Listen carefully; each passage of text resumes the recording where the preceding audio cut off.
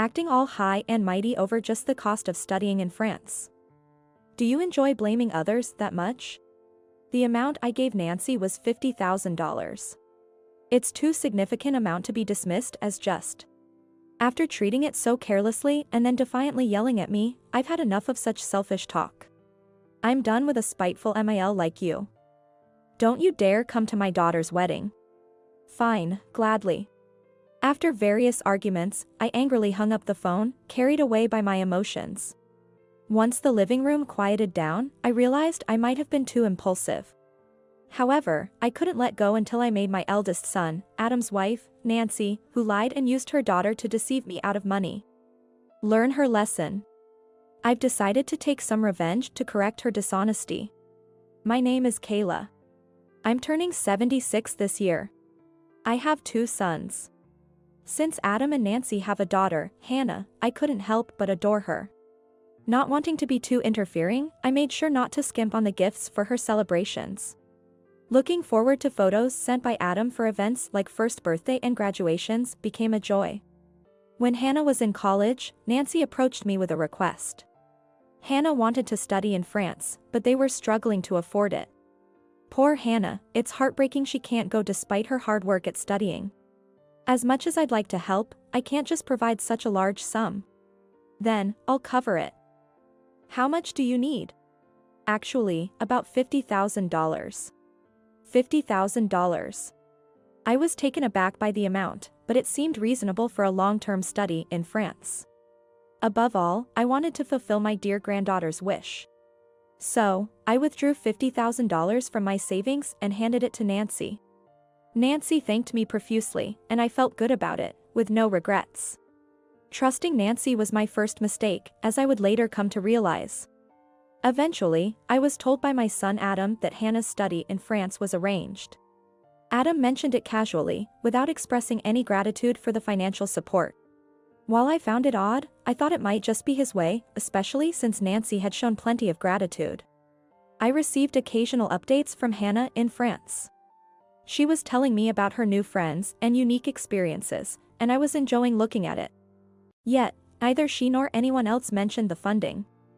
I wondered if expecting gratitude was too much, but couldn't shake off the feeling something was off.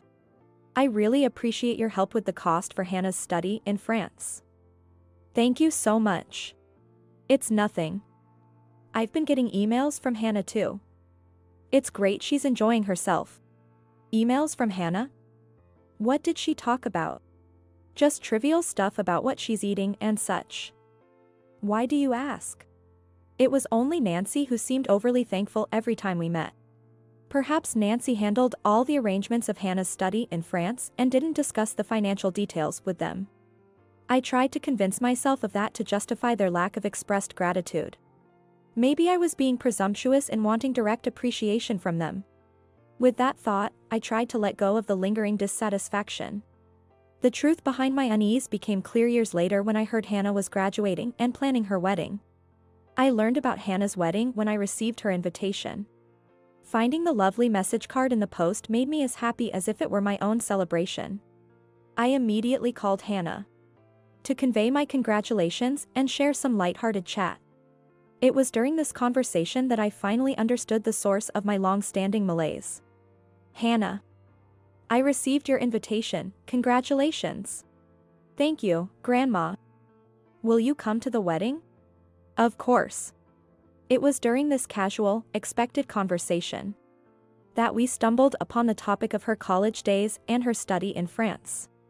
Hannah shared as many memories as she could recall, including her studies and what it was like at a foreign university. Those sound like wonderful memories. Just hearing about them makes me happy.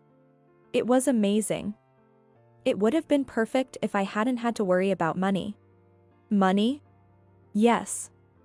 I had to take out a scholarship for the study in France. It was quite a hassle with all the conditions. I was puzzled by her words. I was certain I had given Nancy $50,000 for Hannah's study expenses in France. As I checked my bank statement, I confirmed this while finding Hannah's story strange. But Hannah insisted that she had arranged her own scholarship for the study abroad, after researching the requirements. There's no mistake. I have all the documents from when I took out the scholarship. It's strange. I had a discussion with Nancy and definitely gave her the money. We puzzled over it on the phone, but it seemed impossible to uncover the truth that way. Hannah said she would check with her mother and hung up. I was worried about what could have happened to such a large sum of money. But the truth that I learned from Nancy's call the next day shocked me. Oh, Nancy. Good timing. There's something I want to ask you. Please don't tell Hannah unnecessary things. Nancy snapped at me without a greeting, clearly very upset. Though I didn't want to suspect her, that the unnecessary things she referred to must have been about the money for study in France. Her tone made me certain she had done something with the $50,000 meant for Hannah. I confronted Nancy, raising my voice just as she had. What unnecessary things are you talking about? I thought I had given the money for Hannah's study in France. I've already thanked you so many times for that. But Hannah said she took out a scholarship. What did you do with the $50,000? As I pressed her for what she used the money for, Nancy's responses became evasive.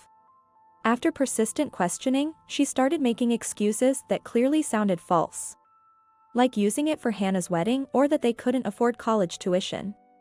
I pushed her further, frustrated.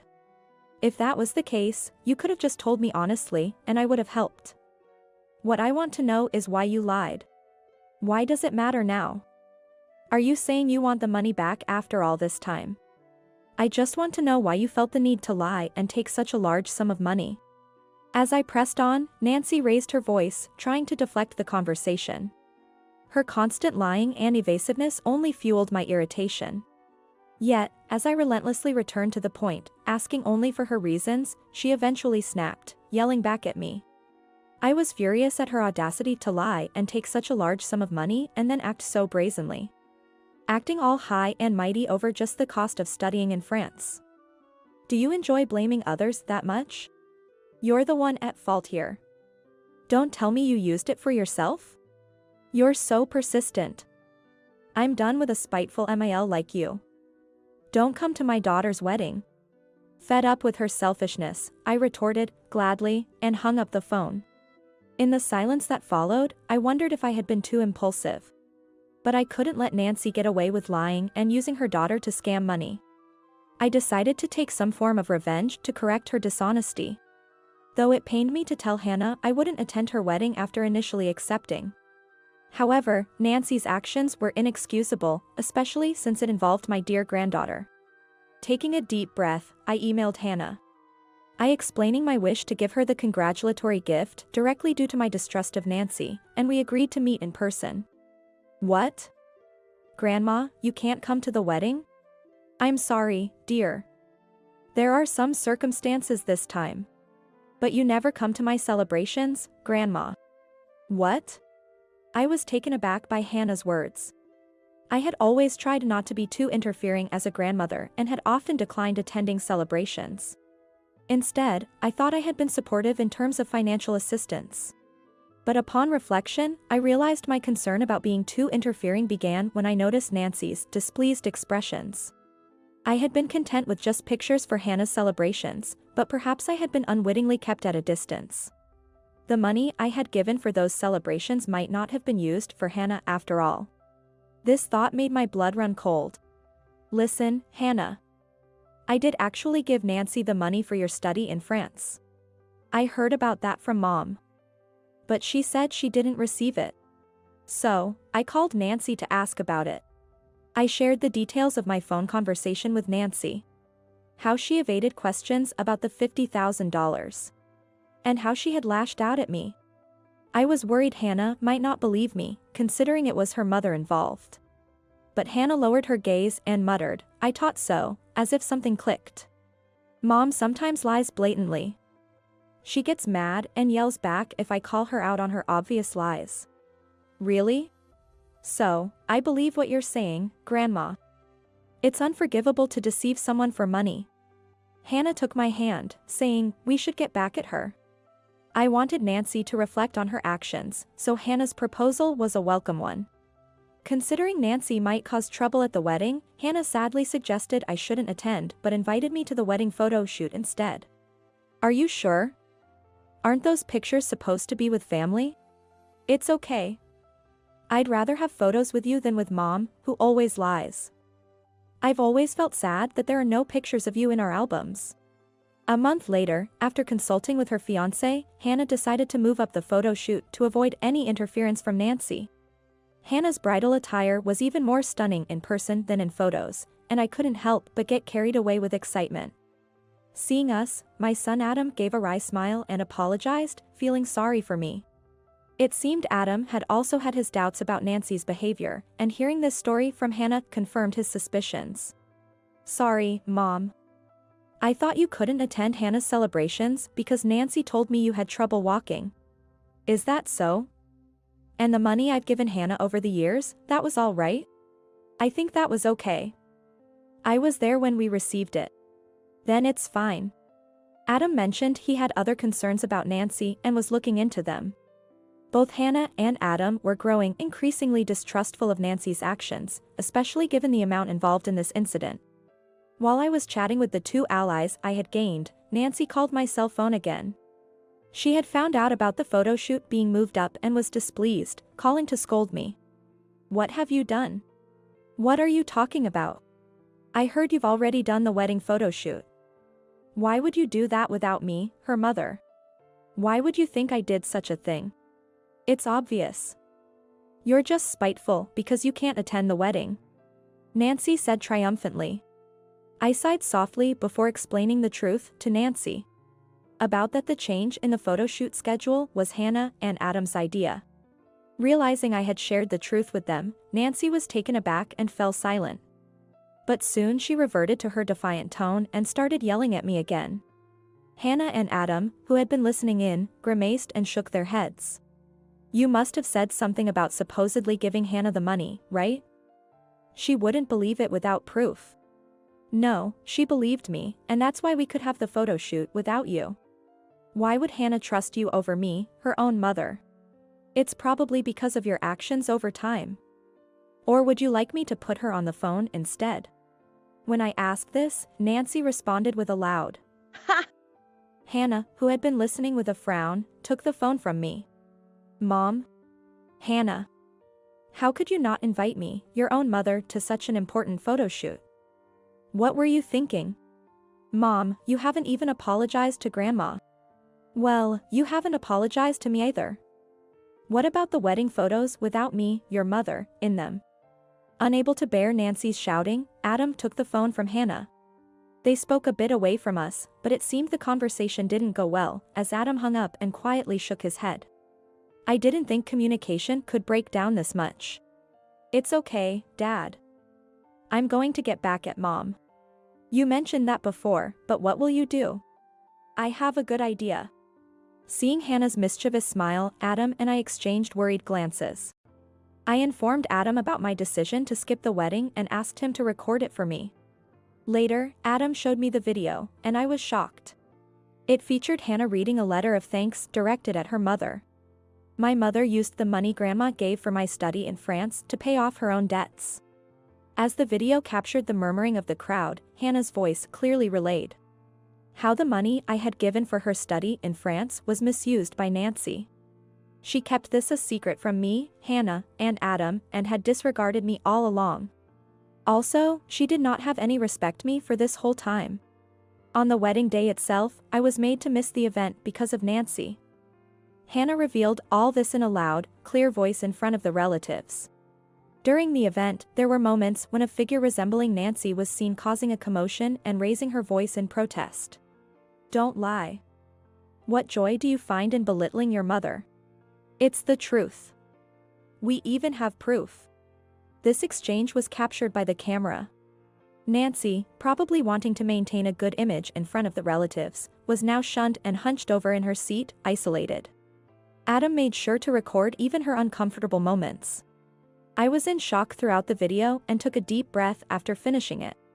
Hannah really went all out with her revenge. After investigating, it turns out Nancy used your $50,000 to pay off her debts. And not just that. She freely squandered money on trips and shopping. That's terrible. But the amount seems too large for just that, doesn't it? It's just the tip of the iceberg. It seems she has been borrowing money under false pretenses from various places. Adam's words left me speechless. It's not surprising that someone who could so easily lie to her family could do the same to others, but the extent was appalling. Adam decided to file for divorce, citing Nancy's bad habits.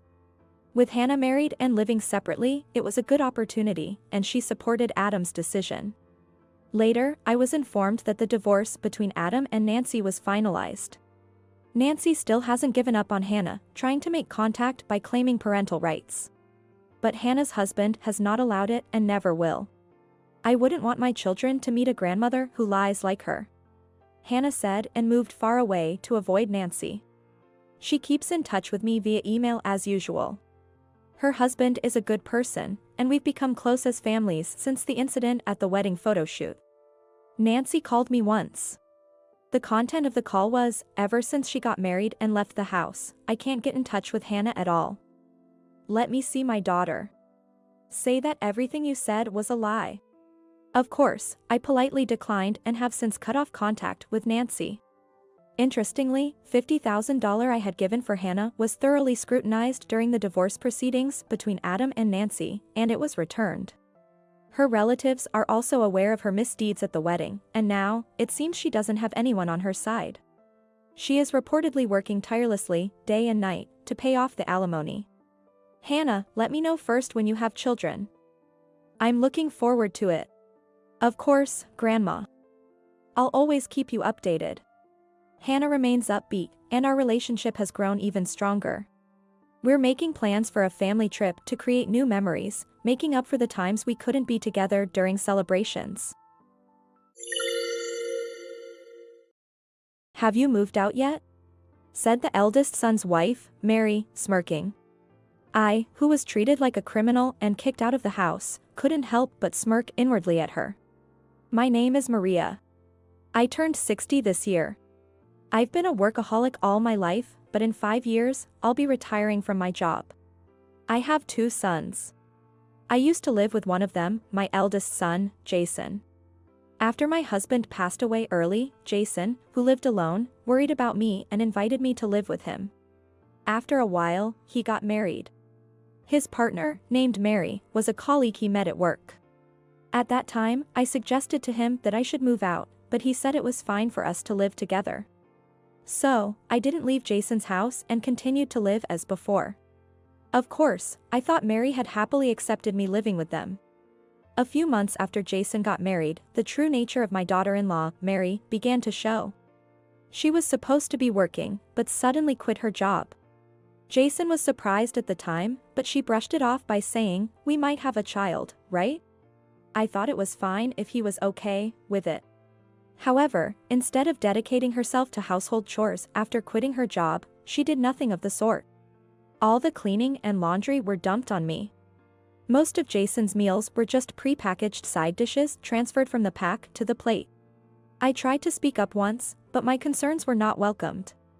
Rather, it seemed to have caused resentment, and I was accused of bullying the daughter-in-law.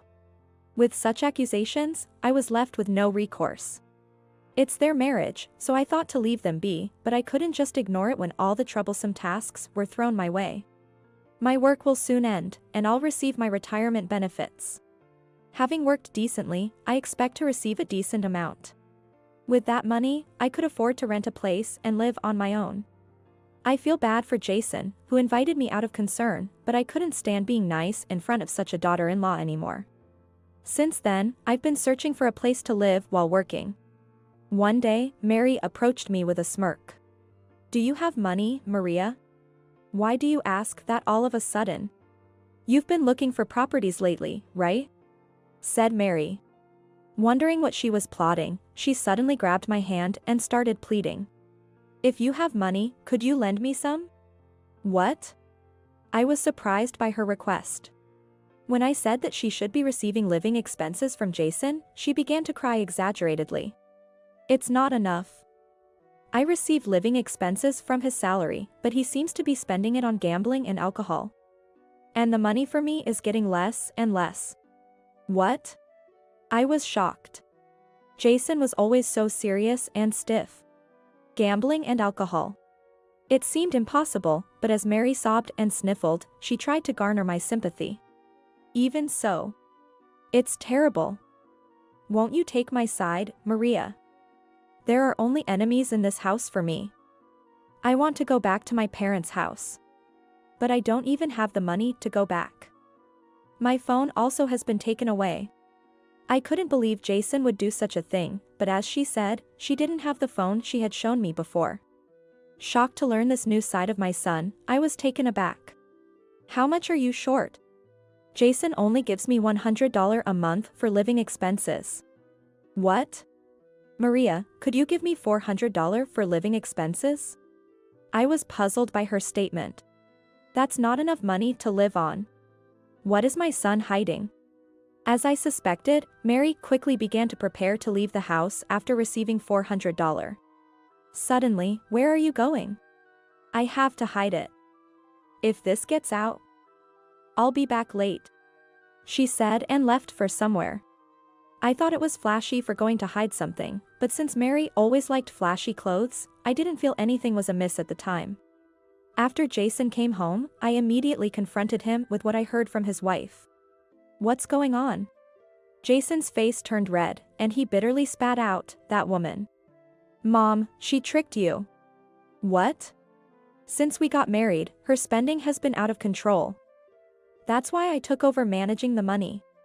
If I gave her $1,000 a month for living expenses, she'd spend it all in less than half a month. She kept saying it wasn't enough and demanded my bank book or credit card. Jason said with anger in his voice. I couldn't believe he was lying given his serious demeanor. I took away her cell phone because she was cheating. When I asked her to show me the contents, there was clear evidence. She was spending my salary on another man. I was shocked by Jason's words. I couldn't believe such problems were occurring between the two of them, who had only recently married. I thought it was best not to get too involved, so I knew nothing about this. The money you lent her is probably already gone. You must never lend her money again. I could only nod strongly at his words. After hearing from Jason, my distrust of Mary grew even more. Since then, she has asked me for money several times, but I've evaded and dodged her requests. Gradually, her mood worsened, and she began to lash out at me. It's because you're here that he won't give me any salary. We can't afford to support you. If you leave, we'd have more room in our budget. You understand, right? Every time we passed each other, she made me her enemy and complained. Why do I have to endure so much? Your mother is always at home, either on the computer or watching TV. I saw her yelling at Jason like that. He kept trying to calm her down, but she wouldn't listen in her anger. I've felt increasingly uncomfortable in this house and recently started using cafes as my place to use the computer. I wanted to escape from her even for a little while. Then one day, she called me out. Maria, won't you move out? Why? To be honest, our household finances are tight. We don't have the money to support you. You're not retired yet and you have a job, right? Though you spend your days wandering and just staring at the computer, I'm not sure if that counts as work. She said, snickering. I'm saying I want you to stop leeching off my husband. I was so shocked by her words that I couldn't speak. I've never taken living expenses from Jason. I live a frugal life and don't waste money. I'm not being supported by Jason. Do you even know my job? I don't care. But it must be some low-paying job since you're always at home on the computer. Mary laughed. Angered by her attitude, I raised my voice, don't be ridiculous. I serve as a financial advisor in a company.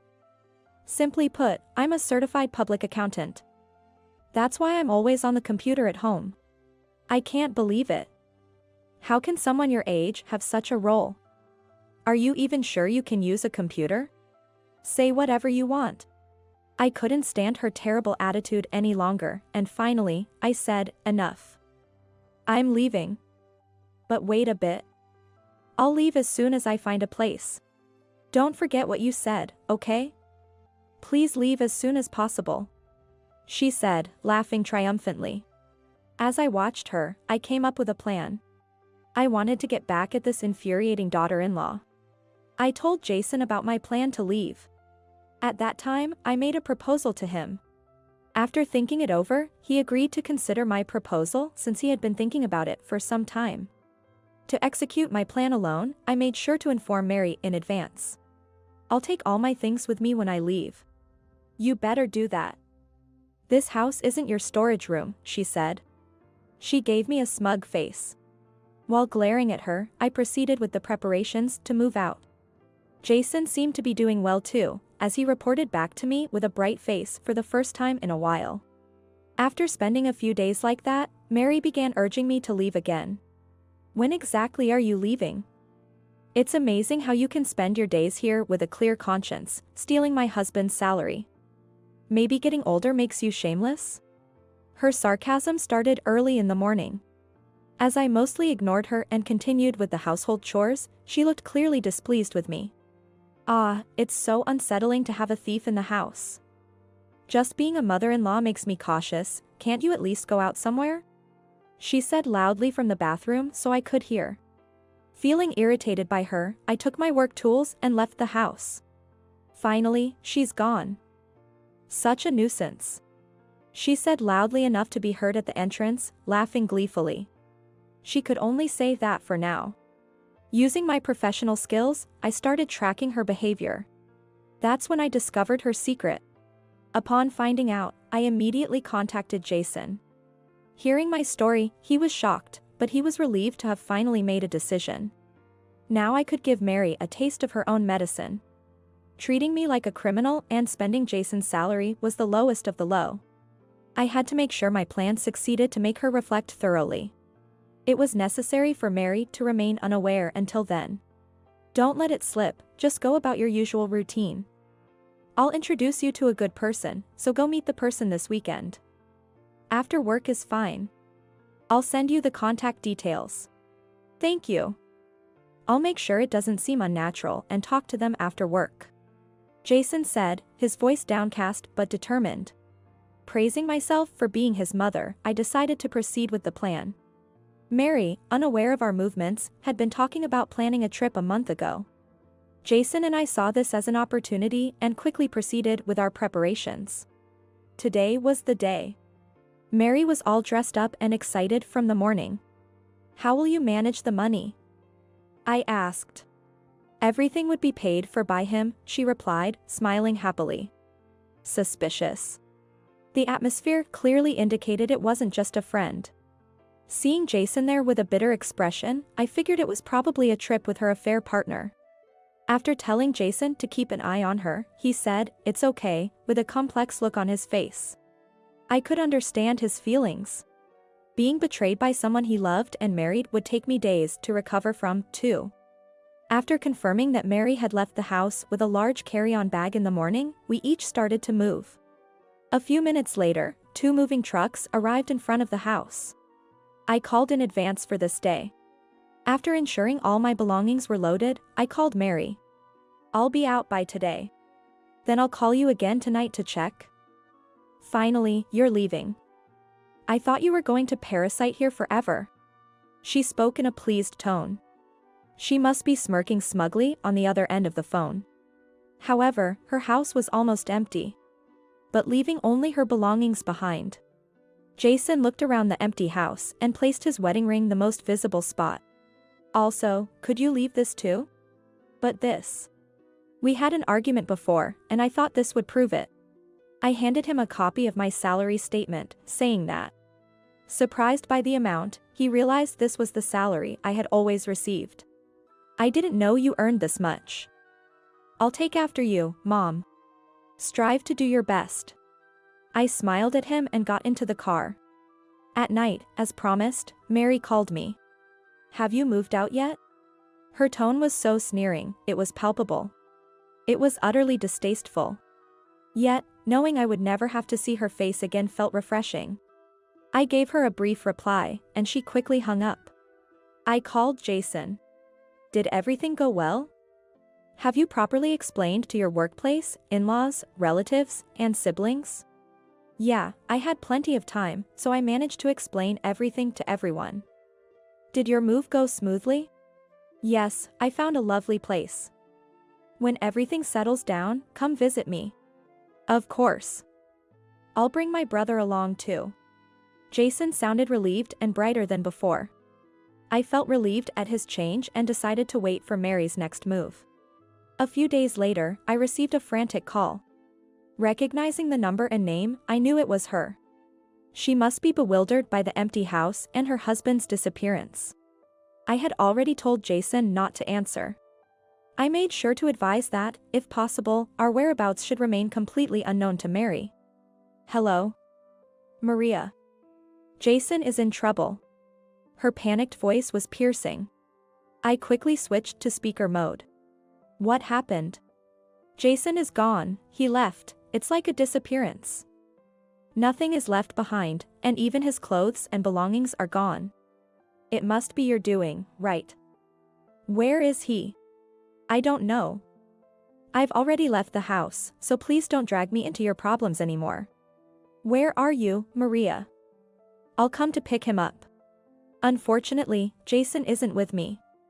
If you want, I can switch to the camera and show you my room. I switched to video call and showed her the inside of my room. She was speechless, perhaps finally convinced. You should try contacting relatives or his workplace. I've already done that. But he's not there. They told me he took a few days off. I don't know where he is. How am I supposed to live from now on? You should work and earn for yourself. Well, you have debts, so I doubt you can live a wealthy life. When I mentioned her debts, Maria gasped in shock. How do you know about that? Did you think I wouldn't find out? I did a little digging into your affairs. It seems you've been taking money out of my son's salary to pay off your debts, right? And on top of that, you're still financially supporting your lover despite everything. I suppose the trip was with your lover, wasn't it? Jason knew about it. And that's why he left to cool off. He'll contact you eventually. Hearing this, Mary was shocked into silence, unable to respond for a while. Finally, when she spoke again, she attempted to sweet-talk me. By the way, I saw your salary statement. You earn so much? I didn't know and said some rude things. I want to apologize. Can you tell me where you live? I want to apologize in person. I don't need it. You're probably just saying that to borrow money, aren't you? I won't fall for your lies anymore. No, that's not it. I really am in trouble, and I was hoping for a little help, but, for now, I just want to apologize. Why don't you stop the charade? I'm done dealing with you. You wanted this, after all, right? I said and hung up the phone. And immediately contacted Jason. He mentioned he would call her the next day to confront her. After ending the call with me, it seems she had been incessantly calling Jason's phone. He answered once without saying anything, then hung up, not giving her any chance to latch on. Desperate without any financial support, Mary was likely struggling to keep him by her side. Not knowing what kind of person her lover was, but not being able to rely on him indicates his worth. Jason, unaware of her debts until I informed him, no longer had to worry about being burdened by them. Finally, we were free from the trouble. I stood tall, looking around my new home while dedicating myself to work. A few days later, Jason called her to demand a divorce. She clung to him, but he decisively rejected her with a simple, "I won't forgive you." Returning to his job, Jason expressed his gratitude to his bosses and colleagues with sweets for their support. It was my suggestion to help him disappear from her radar. Anticipating she would inquire about his whereabouts. I had also prepared by reaching out to our extended family and in-laws. As a result, she was cornered from all sides.